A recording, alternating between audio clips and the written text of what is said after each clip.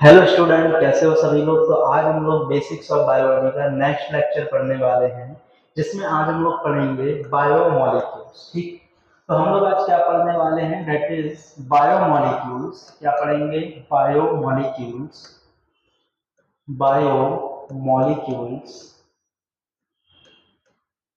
तो बायोमोलिक्यूल्स होते क्या हैं? What is biomolecules? तो हम लोग बोलते हैं which molecules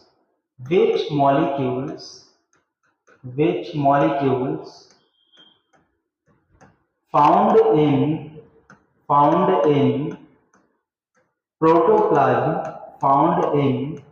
प्रोटोप्लाज्म उसको हम लोग क्या बोल देते हैं? उसको हम लोग बोलते हैं दैट इज ए बायोमोलिक्यूल्स। ठीक है, ऐसे मॉलिक्यूल्स जो हमें प्रोटोप्लाज्म के अंदर देखने को मिलते हैं उसे हम लोग क्या बोलते हैं? बायोमोलिक्यूल्स। प्रोटोप्लाज्म को हम लोग फिजिकल बेसिस ऑफ लाइफ भी बोलते हैं, that also called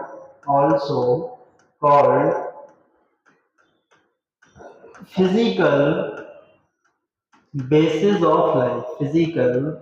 basis of life.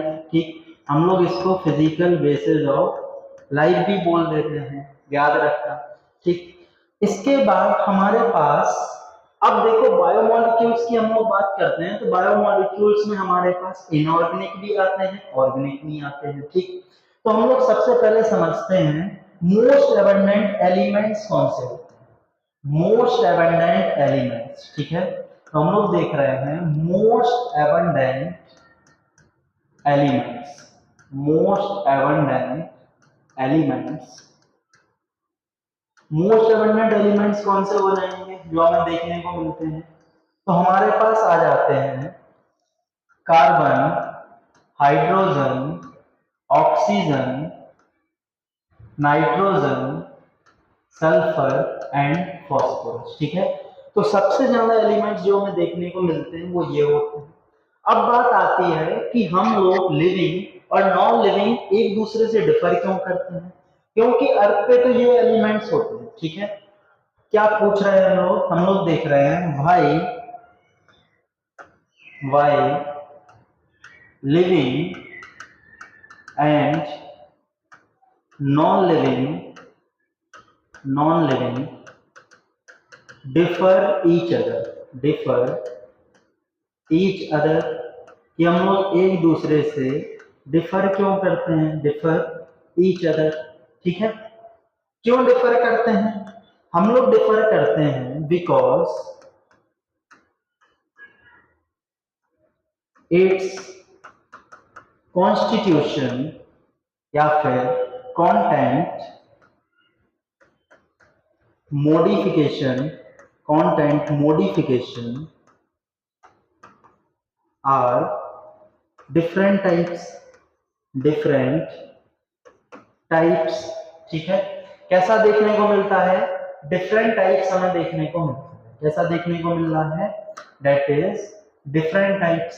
ठीक, डिफरेंट टाइप्स या फिर परसेंटेज ऑफ मॉलिक्यूल्स और एलिमेंट्स डिफर, या फिर परसेंटेज और मॉलिक्यूल्स क्या करते हैं? डिफर करते हैं एक दूसरे से, जिसके वजह से हमें लिविंग और नॉन लिविंग अलग अलग टाइप्स के देखने को मिल जाते हैं। ठीक, अब हमारे पास बायोमोलिक्यूल्स होते कौन कौन से हैं? तो बायोमोलिक्यूल्स हमारे पास कौन कौन से आ जाएंगे? तो बायोमोलिक्यूल्स हमारे पास होते हैं, बायोमोलिक्यूल्स जो होते हैं हमारे पास आ जाएंगे, सबसे पहला दैट इज कार्बोहाइड्रेट। ठीक, कार्बोहाइड्रेट आ जाएगा। दूसरे हमारे पास प्रोटीन आ जाते हैं। थर्ड हमारे पास लिपिड आ जाएगा। और फोर्थ हमारे पास न्यूक्लिक एसिड आ जाएंगे, न्यूक्लिक एसिड। ठीक, तो ये हमें देखने को मिल जाता है। अब हमें ये देखना है कि जो भी लिविंग्स हैं, क्या लिविंग्स के अंदर सिर्फ जो भी लिविंग्स होते हैं, ठीक, अब वो लिविंग्स सिर्फ ऑर्गेनिक से ही मिलके बने हैं या फिर इनऑर्गेनिक से मिलके बने हैं। तो हमारा क्वेश्चन है कि ये ऑर्गेनिक कंपाउंड से ही मिलके बने हैं या फिर इनऑर्गेनिक से भी मिलके बने हैं। तो हम लोग करने वाले हैं एनालिसिस ऑफ लिविंग सेल। सबसे पहले हम लोग क्या करेंगे, that is analysis of living cell. ठीक है, तो हम लोग कर रहे हैं एनालिसिस ऑफ लिविंग सेल। ठीक, लिविंग या फिर हम लोग बोल सकते हैं ह्यूमन सेल। ठीक है, ह्यूमन सेल। तो हम लोग क्या करेंगे, हम लोग सबसे पहले एक ह्यूमन सेल लेंगे। ठीक है, तो हमने लिया human cheek cell, human cheek cell. ठीक, अब इस चीक सेल को क्या किया, हमने इसको ग्राइंड किया। ठीक है, ग्राइंड करने के बाद हमने इसमें मिलाया ट्राइक्लोरिक एसिटिक एसिड। ठीक है, क्या मिलाया, ट्राइक्लोरिक एसिटिक एसिटिक। ठीक है, क्या मिलाया, याद रखना, दैट इज ट्राइक्लोरिक एसिटिक एसिड। ठीक है, ट्राइक्लोरिक एसिटिक एसिड का फॉर्मूला क्या हो जाएगा, Cl3CCOOH। ठीक, ट्राइक्लोरिक एसिटिक एसिड। जब हमने इसको मिलाया तो हमारे पास एक स्लरी बन के तैयार हो गया, मतलब एक चटनी बन गया। ठीक है, अब क्या करेंगे हम लोग, हमारे पास स्लरी तो बन गया है। अब इस स्लरी के साथ हम लोग यहाँ पे एक क्या लेंगे, हम लोग इसको सेपरेट आउट करेंगे। ठीक, तो हम लोगों ने सेपरेट आउट करने के लिए यहाँ पे एक बीकर ले लिया सपोर्टर। ठीक है, क्या ले लिया, एक हमने बीकर लिया। ठीक, इस बीकर को थोड़ा अच्छा बना देते हैं। तो इस बीकर को अच्छा बनाने के लिए हम लोग यहाँ पे हम लोग एक चीज क्लॉथ पेपर भी लगाएंगे। ठीक, अब हम लोग इसको सेपरेट आउट करेंगे। ठीक है, हमने जो भी ये स्लरी बनाया था अब हम लोग इसमें डालने वाले हैं। ठीक, यहाँ पे हमने एक चीज क्लॉथ पेपर भी लगा दिया। ये क्या है, दैट इज ए चीज क्लॉथ पेपर। ठीक, अब हम लोग क्या करेंगे, अब हम लोग इसको इसके अंदर डालेंगे जो भी हमने स्लरी बनाया हुआ है। जब हमने इस स्लरी को इसके अंदर डाला तो क्या हुआ, कुछ मॉलिक्यूल्स तो थे जो इसके अंदर चले गए, कुछ ऐसे थे जो इसके ऊपर ही रह गए। ठीक है, कुछ यहाँ पे ऊपर ही रह गए। जो मॉलिक्यूल्स अंदर गए हैं उनको हमने क्या बोल दिया, उनको हमने बोल दिया that is a bio micromolecules, bio micromolecules. ठीक, जो मॉलिक्यूल्स ऊपर ही रह गए उनको हमने बोल दिया that is bio macromolecules, macromolecules. ठीक, अब ये जो पूल है इसको हम लोग बोल देते हैं बायो सॉल्युबल पूल। क्या हो जाएगा, that is bio soluble pool. ठीक, और जो ऊपर है इसको हम लोग क्या बोल देंगे, that is bio insoluble pool. ठीक, अब हमें ये तो पता चल गया कि बायोमोलिक्यूल्स दो टाइप्स के होते हैं। कितने टाइप्स के होते हैं biomolecules, biomolecules are two types. ठीक, क्या है, बायोमोलिक्यूल्स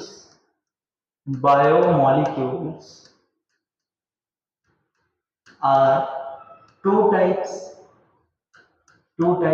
ठीक, टू टाइप्स के हमें देखने को मिल जाएंगे। चलिए आइए इनके बारे में जानते हैं थोड़ा। बायोमोलिक्यूल्स हमारे पास टू टाइप्स के हैं। ठीक, आइए समझते हैं इसको थोड़ा। तो एक साइड हमारे पास कौन से आ जाएंगे, that is bio macro molecules, और दूसरे पास हमारे कौन से आ जाएंगे, बायो माइक्रो मॉलिक्यूल्स। ठीक, अब हमें ये तो पता चल गया दो टाइप्स के हमारे पास बायोमोलिक्यूल्स होते हैं। ठीक है। चलिए आइए इनके कुछ बारे में जानते हैं। तो बायो माइक्रो और मैक्रो मॉलिक्यूल्स कहाँ पे हमें देखने को मिल रहे हैं? सबसे पहला कि हमें जो बायो मैक्रो मॉलिक्यूल्स थे वो कहाँ पे देखने को मिल रहे थे? That found in bio insoluble pool. Bio insoluble pool कहाँ पे देखने को मिल रहे थे? ये बायो इनसॉल्युबल पूल के अंदर। ये कहाँ पे देखने को मिल रहे थे? Found in bio soluble pool. तो हमें ये बायो सॉल्युबल पूल में देखने को मिल जाते हैं, ठीक है। दूसरा डिफरेंस क्या था? दूसरा डिफरेंस हमारे पास आ जाएगा कि ये जो होते हैं इनका जो वेट होता है, ठीक, इनका जो वेट है वो वेट कितना है? That is greater than 800 Dalton, 800 Dalton, ठीक। और इनका जो वेट है, इनका वेट कितना है? Less than 800 Dalton, 800 Dalton. इसलिए भी हमने इनको बायो माइक्रो मॉलिक्यूल्स बोला, ठीक है। और देखते हैं इनके बारे में थोड़ा, ठीक। तो यहां तक समझ में आया?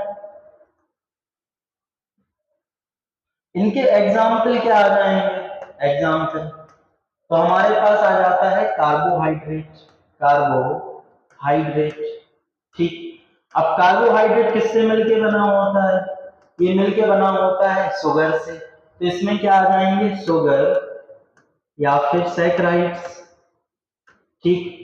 या फिर हम लोग क्या बोल सकते हैं? That is mono, di, oligo, poly, ये सभी सैकराइड्स आ जाएंगे, ठीक है। तो ये सभी आ जाते हैं,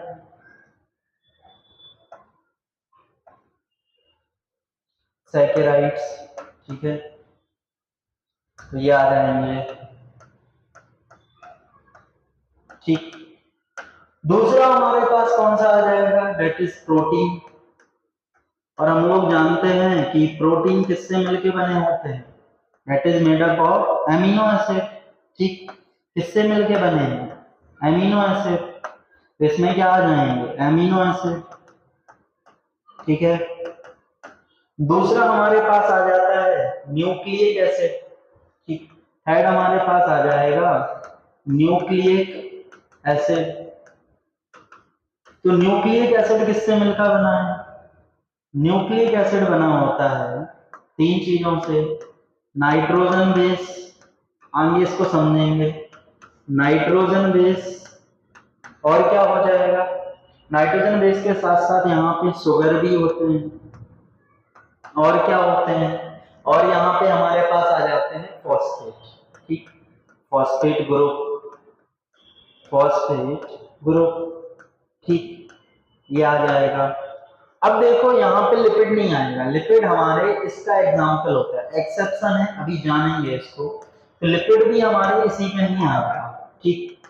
लिपिड भी हमारा इसी का ही पार्ट है। ऐसा क्यों है?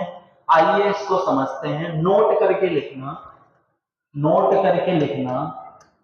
लिपिड क्या है? लिपिड हमारा एक्सेप्शन है, ठीक है। क्या है? लिपिड हमारा एक्सेप्शन है। क्या एक्सेप्शन है? लिपिड जो होता है ये बायो इनसॉल्युबल पूल में तो है, ठीक है। लेकिन ये होता क्या है? इसका जो वेट है वो लेस देन 800 डाल्टन है। वेट जो इसका है वो क्या है? Less than 800 Dalton, less than 800 Dalton. इसलिए इसको कहां पे रख दिया? हम लोगों ने रख दिया बायो माइक्रो मॉलिक्यूल्स के लिए, ठीक। समझ गए? तो इसको अच्छे से याद रखना, पूछा जाता है, ठीक है। एक चीज और हम लोग यहाँ पे जान लेते हैं थोड़ा सा नाइट्रोजन बेसिस वगैरह के बारे में, ठीक। तो यहाँ पे जान लेते हैं हम लोग नाइट्रोजन बेस, ठीक। थोड़ा सा आइए जानते हैं कि हमारे पास क्या क्या है। हमारे पास यहाँ पे है नाइट्रोजन बेस, ठीक, नाइट्रोजन बेस। तो नाइट्रोजन बेस जो होते हैं ये बेसिकली दो टाइप्स के होते हैं। एक तो हमारे पास होता है प्यूरीन और दूसरा हमारे पास होता है प्रीमिडीन, ठीक, प्यूरीन एंड प्रीमिडीन, ठीक। प्यूरीन क्या होते हैं? प्यूरीन हमारे पास दो आ जाते हैं, एक तो होता है एडिनिन और एक होता है ग्वानिन, एडिनिन एंड ग्वानिन, ठीक है। ये जो होते हैं ये डबल रिंग स्ट्रक्चर है, डबल रिंग स्ट्रक्चर, दो रिंग्स होते हैं, डबल रिंग स्ट्रक्चर, ठीक। इसलिए जब ये डबल रिंग इस तरीके से बनाते हैं तो इसमें ये बीच में जो बनता है इसको हम लोग बोल देते हैं इमीडाजोल रिंग, ठीक। तो ये क्या करते हैं, फॉर्मेशन ऑफ इमीडाजोल रिंग, ठीक। तो ये क्या बना रहे हैं, इमीडाजोल रिंग बनाते हैं। इनमें जो नाइट्रोजन होते हैं प्यूरिन्स में नाइट्रोजन वो प्रेजेंट होते हैं 1 3 7 9 पोजीशन पे, ठीक। कहाँ कहाँ पे प्रेजेंट होंगे याद रखना, 1 3 7 9। इनके भी कुछ फीचर जानते हैं, ये सिंगल रिंग स्ट्रक्चर है, सिंगल रिंग, ठीक। इनमें जो नाइट्रोजन होते हैं नाइट्रोजन वो 1 और 3 पोजीशन पे प्रेजेंट होंगे, ठीक है।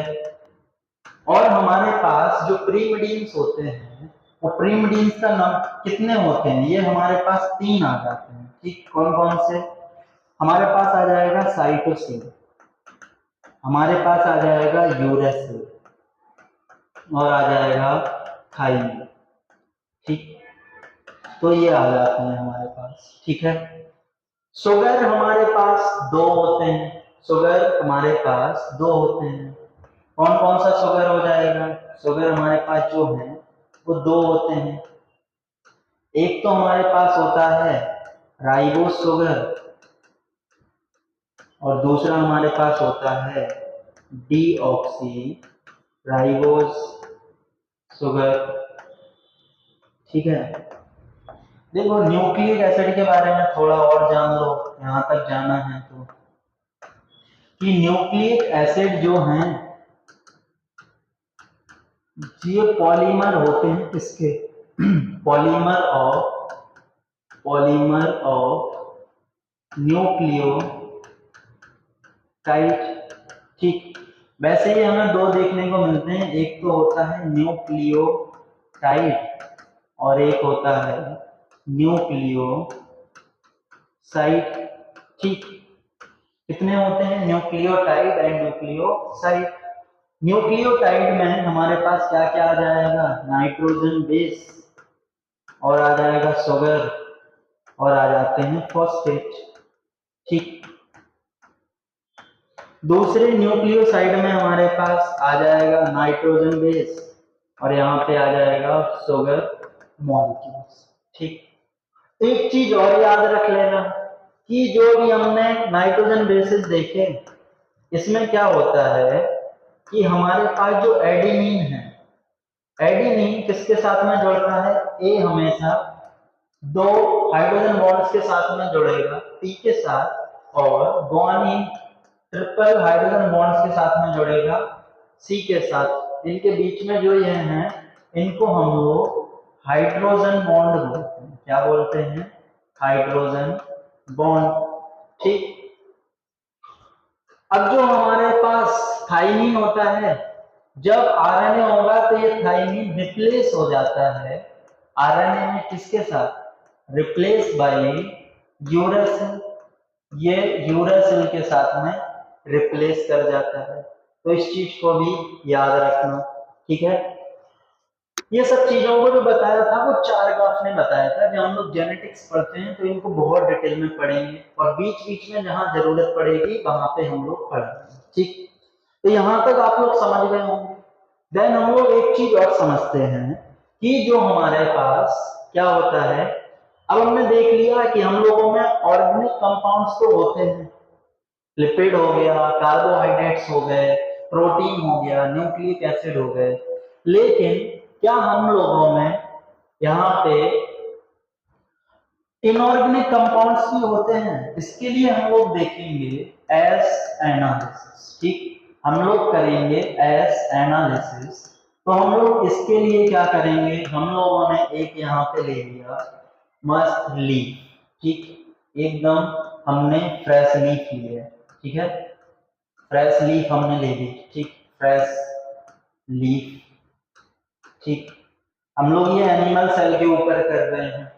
हमने लीफ ली, अब इस लीफ को हमने क्या किया, हमने इस लीफ को ड्राई कर दिया। ठीक है, क्या किया हमने, हमने इसको ड्राई कर दिया।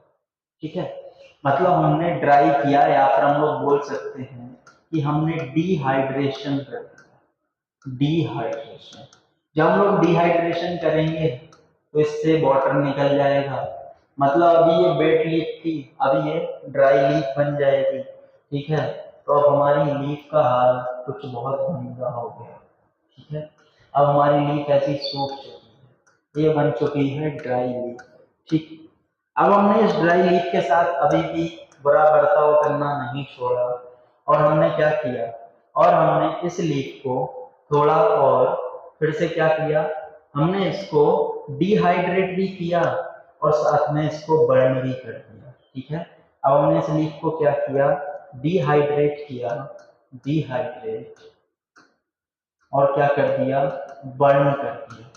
जब हमने इसके साथ ये किया तो यहाँ से बचा बचा जो वाटर था वो भी निकल गया, और साथ में यहाँ से CO2 भी निकला। ठीक, वाटर भी निकला और CO2 भी निकला, और हमें यहाँ पे क्या देखने को मिला, हमें यहाँ पे सिर्फ देखने को मिला S। ठीक, क्या देखने को मिला, S।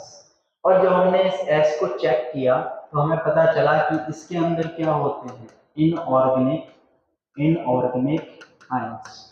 ठीक, तो हमें पता चला कि जो लिविंग बीइंग्स होते हैं, कंक्लूजन क्या निकला, कंक्लूजन निकला, conclusion all living beings made up of organic and inorganic compounds या फिर आयंस। ठीक, कि इन सब से मिलके बने होते हैं। ठीक, कुछ बेसिक चीजों को थोड़ा सा और जान लेते हैं। ठीक, तो यहाँ तक समझ में आया। अब हम लोग थोड़ा सा जान लेते हैं, जैसे कि हम बात करते हैं किसके बारे में, हम बात करते हैं प्रोटीन के बारे में। तो प्रोटीन क्या है, प्रोटीन ये पॉलीमर होता है, that is a polymer of amino acid, amino acid का पॉलीमर है। और एमिनो एसिड जो ये होता है, ये क्या है, that is a derivative of methane. ये मीथेन का डेरिवेटिव होता है। ठीक, डेरिवेटिव ऑफ मीथेन, मतलब मीथेन में ही हम लोग कुछ चेंजेस करते हैं। मान लो ये मीथेन का स्ट्रक्चर है। ठीक, इसी मीथेन में हमने कुछ चेंजेस किया तो हमारे पास क्या बन गया, एमिनो एसिड। क्या चेंजेस किए, तो मान लो ये हमारा मीथेन था, हमने इसके कुछ ग्रुपों को ही चेंज कर दिया। हमने यहाँ पे NH2 लगा दिया, यहाँ COH लगा दिया, यहाँ H लगाया, यहाँ R लगाया। ठीक, COH क्या है, COH जो यहाँ पे होता है ये हमारा एसिड है, एसिड ग्रुप। ठीक, ये हमारा क्या हो जाएगा, एल्काइल, एल्काइल ग्रुप। ठीक है, क्या हो जाएगा, एल्काइल ग्रुप, एल्काइल ग्रुप। और जो कि कैसा होता है, डेट इज ए वेरिएबल, ये चेंज होता रहेगा। ठीक, ये हमारा क्या हो जाएगा, that is a amino group, amino group. ठीक, और ये क्या हो जाएगा, हाइड्रोजन। ठीक है, तो ये क्या हो जाएगा, दैट इज हाइड्रोजन। ठीक, एक एग्जांपल भी बता देते हैं। हमारे पास जैसे ये आ जाता है COH NH2 H, इसको हम लोग बोलते हैं दैट इज ग्लाइसिन। और ये जो होता है ये सिंपलेस्ट एमिनो एसिड है। क्या है, सिंपलेस्ट एमिनो एसिड। ठीक ठीक, तो याद रखना total number of amino acid कितने होते हैं, टोटल हमारे पास 20 होते हैं। 10 हमारे पास क्या होते हैं, एसेंशियल। ठीक, और 10 क्या हो जाते हैं, 10 हमारे पास हो जाते हैं non essential. Non essential, essential क्या होंगे, व्हाट इज एसेंशियल, जिनको हम कंज्यूम करते हैं, कंज्यूम थ्रू डाइट, जिनको हम लोग डाइट के थ्रू ले रहे हैं उनको हम लोग बोल देते हैं एसेंशियल। नॉन एसेंशियल क्या होते हैं, नॉन एसेंशियल होते हैं that formed by our body, जो हमारे बॉडी से ही, बॉडी में ही बनते हैं, उनको हम लोग नॉन एसेंशियल बोल देंगे। ठीक, तो याद रखना एसेंशियल क्या होते हैं, नॉन एसेंशियल क्या होते हैं। इनके भी बहुत टाइप्स होते हैं, एसिडिक, बेसिक, इनको लेकिन हम लोग आगे पढ़ लेंगे। ठीक, आइए थोड़ा सा कार्बोहाइड्रेट्स के बारे में भी समझ लेते हैं। कार्बोहाइड्रेट, कार्बोहाइड्रेट्स, तो कार्बोहाइड्रेट्स क्या होते हैं, कार्बोहाइड्रेट्स क्या है, कार्बोहाइड्रेट्स को हम लोग क्या बोलते हैं, that is a polyhydroxy, polyhydroxy aldehyde, polyhydroxy aldehyde and ketones. ठीक, इनके भी 3 टाइप्स होते हैं। ठीक, कौन कौन से टाइप्स हो जाते हैं, आइए देख ही लेते हैं। ठीक, इनके टाइप्स हो जाते हैं, एक तो हमारे पास हो जाएगा मोनोसैकराइड, मोनोसैकराइड, दूसरा हो जाएगा ओलिगोसैकराइड, ओलिगोसैकराइड, और तीसरा हो जाएगा पॉलीसैकराइड। ठीक, अब देखो मोनोसैकराइड्स क्या होंगे, जिनको हम लोग फर्दर डिवाइडेड नहीं कर सकते हैं। क्या नहीं कर सकते हैं, that can't be further hydrolyzed, जो ब्रेक नहीं हो सकते हैं। ठीक, एग्जाम्पल क्या आ जाएगा, एग्जाम्पल आ जाएगा ग्लूकोज। ठीक, ओलिगोसैकराइड्स क्या होंगे, इनको यदि हम लोग ब्रेक करेंगे तो ये अप्रॉक्स 2 to 10 मोनोसैकराइड से मिलकर बने होते हैं, मोनोसैकराइड। ठीक, मतलब ये क्या करेंगे, हाइड्रोलाइज हो जाएंगे, हाइड्रोलाइज हो जाएंगे और ये 2 से 10 मोनोसैकराइड में डिवाइड हो जाएंगे। ठीक, इनका एग्जांपल क्या आ जाएगा, जैसे कि सुक्रोज, ठीक है, जो कि डाइसैकराइड है। ठीक, पॉलीसैकराइड्स क्या होते हैं, polysaccharide that can hydrolyze into more than 10 monosaccharides. तो ये 10 से ज्यादा मोनोसैकराइड में डिवाइड हो जाते हैं, ब्रेक हो जाते हैं। ठीक है, एग्जाम्पल क्या आ जाएगा, एग्जाम्पल आ जाएगा सेलुलोज, ग्लाइकोजन। ठीक है, तो ये सब आ जाते हैं। तो ये कुछ बेसिक्स था बायो का। ठीक, ये लास्ट लेक्चर था बेसिक्स ऑफ बायो का, इसको अच्छे से यहाँ तक समझ लेना, पूरी प्लेलिस्ट अच्छे से देखना। देन हम लोग सबसे पहले स्टार्ट करेंगे cell the unit of life. ठीक है, तो यहाँ तक आप लोगों को अच्छे से पढ़ लेना है। अगर ये सीरीज अच्छी लगे तो शेयर भी कर देना। ठीक, और मिलते हैं आपको ऐसे ही अमेजिंग लेक्चर के साथ में। और हम लोग इस कंप्लीट सिलेबस करेंगे 11th और 12th का भी, कोशिश करेंगे कि हम 1 शॉट लेक्चर भी यहाँ पे अपलोड करें। ठीक, थैंक यू सो मच।